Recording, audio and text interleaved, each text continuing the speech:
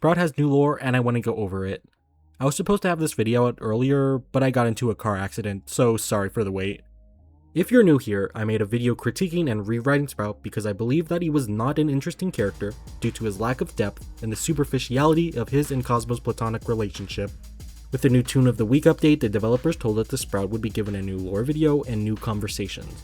Do these additions finally give Sprout some much needed depth?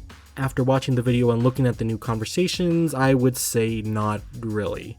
To explain my reasoning, let's first talk about the new lore video. The video starts out with Sprout feeling conflicted about whether he should accept the memories he shares with his cartoon counterpart. He feels conflicted because he never lived any of these memories, so how could he say that they are his own? But after talking with Astro, he decides to accept the memories because Astro says that they are a part of them. After deciding to believe in the memories, Sprout says that a toon named Cosmo is the only thing missing from them. Sprout then says Cosmo is important to him because he is a big part of his memories, and if he's missing Cosmo, he's missing a big part of himself. Those are the meat and bones of the video, but if you want the full experience, watch it yourself. First off, it's nice to see Sprout actually open up to someone about a problem on his mind. Whenever somebody asks if Sprout's okay, he basically says, "I'm okay if you're okay," like he does with Cosmo. So seeing him open up to Astro was nice, even though I think that the stuff they talked about was questionable. Another thing I like to see in them talk about the implanted memories. We have seen this topic be brought up with Gordy and his memories of his parents, and this plot point has the potential to develop the themes and characters if they expand these ideas in interesting ways, like what they did with Gordy. Those are the positives I have for the video. Now let's move on to the negatives.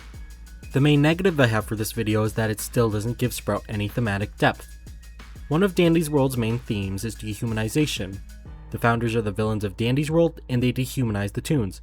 Delilah only sees them as experiments and Arthur sees them as mascot characters. They dehumanized the toons because when they made them, they expected them to act like their show counterpart. But when the toons were given life, they started to act real. They started to develop insecurities and issues they would not have had on the show because it was made for kids. And the characters on these types of shows usually don't have complex issues like the toons have now. The main characters usually are the main victims of this abuse because, as the faces of Dandy's World, they are the toons the founders put most of their focus on. To better explain this point, I will list how the founders dehumanized every main character. First, they try to give V an upgrade, even though she doesn't want one because she feels like the founders only see her for her technology. Shelly doesn't have a direct moment of dehumanization, but the founders did abandon her even though she said that she has a fear of being too boring and nobody liking her. Also, in the gift shop she sells the fewest plushies, so I would assume the founders, specifically Arthur, who I think is more business oriented, would take notice of this and make Shelly feel bad about herself for the lack of sales. He did this with Babette, so I wouldn't put it past him to do it to Shelly as well. Speaking of which, Arthur guilt trips Babette into overworking herself, and he also makes her feel unappreciated. For Bassie, Delilah talked to Arthur about stripping away the main title from her for being too dependent instead of independent. This gave her a fear of being replaced, and it also made her have a grudge against her best friend, since her friend would be the one to get the main role if it ever came to that point. Astro and Pebble don't have a moment relating to the founders, but they both have ties with Dandy, who is another villain and the golden child of Arthur and Delilah, so I give them a pass because we still don't know anything about Dandy. Dial is technically not a main character, but the founders did dehumanize him by not letting him join the other toons on the show because he was never made for the show, and his only purpose was to be the train conductor and Dandy's assistant. The last main to mention is Gordy, who is actually really similar to Sprout. They both have the same issue. They both cope with the fact that someone is missing from their memories, Sprout with Cosmo and Gordy with his parents. The difference between them is that Sprout gets to see Cosmo, while Gordy never gets the chance to see his parents. Gordy never gets to see them because the founders don't see his parents as being worth the resources and effort to make. This leads me to my main problem with Sprout. He doesn't feel like a victim. Every other main is a victim of the founder, or they're a co-conspirator to Dandy, who is the golden child of the founders. The main appeal of this world is to show that these characters are more than their cartoon counterparts. The other mains were given new traits due to the trauma that the founders put on them, but Sprout still has the same traits of being overly caring and being overprotective of Cosmo. This leads me to my second negative, Sprout's relationship with Cosmo. In my Sprouts video, I said that Sprout and Cosmo's relationship feels superficial because Dandy's World doesn't give us a reason why they're best friends. But with the new tape, they give us a reason, but it's still a superficial one. Why does Cosmo mean so much to Sprout? Because the show said so. Sprout says that Cosmo not being there feels like he's missing a part of himself, but why? He doesn't even list off the traits he likes about Cosmo in the show. He only says that Cosmo means so much to him just because. Give us traits about the friendship that mean so much to him, like hobbies, shared interests, or anything to make this friendship seem real, because the lack of any substance makes me think that Cosmo is just an accessory to Sprout instead of a friend.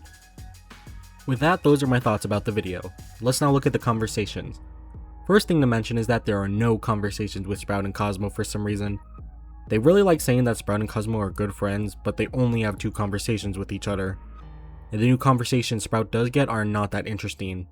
2 whole conversations are dedicated to missing aprons. It's most likely a joke about Sprout redesigns because when people redesign Sprout, the most common addition to them is an apron to show off the baker aspect, so they're basically saying Sprout's official design doesn't have an apron because Gigi stole them all. The other conversations aren't interesting as well. Flight thanks Sprout for helping the Easter Toons and Louie talks about cannibalism, which are basic conversations. Brusha has a conversation that could take Sprout's character in an interesting direction. She claims Sprout is only being nice because the show characterizes Sprout as being a nice person. It could be interesting to make Sprout have Ragatha's problem from the Amazing Digital Circus, where he acts overly kind and caring, but after a while, the Toons feel like Sprout is being disingenuous with his kindness. Writing Sprout this way has a lot of potential, and it also could explain how he turned twisted.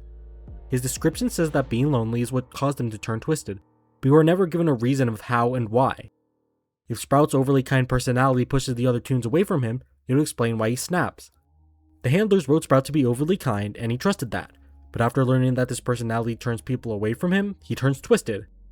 The only problem with this whole idea is that this is the only time someone calls Sprout fake. They don't even need to do this, but Sprout has a lot of potential to be an interesting character if they show a side of Sprout we've never seen before. The last conversation is with Shrimpo, and all he does is call him out for being a jerk. And at first, I was thinking he could be calling out how Shrimpo was written on the show to be a one-dimensional jerk, but looking at it now, I think he's just fed up with Shrimpo because he's just a jerk in general. With that, those are my thoughts on Sprout. Do you agree with my interpretations or do you disagree? Comment on what you think. Like and subscribe if you like videos like this because I will be doing a Twisted Brusha redesign and character analysis. I hope you have a good day and see you later.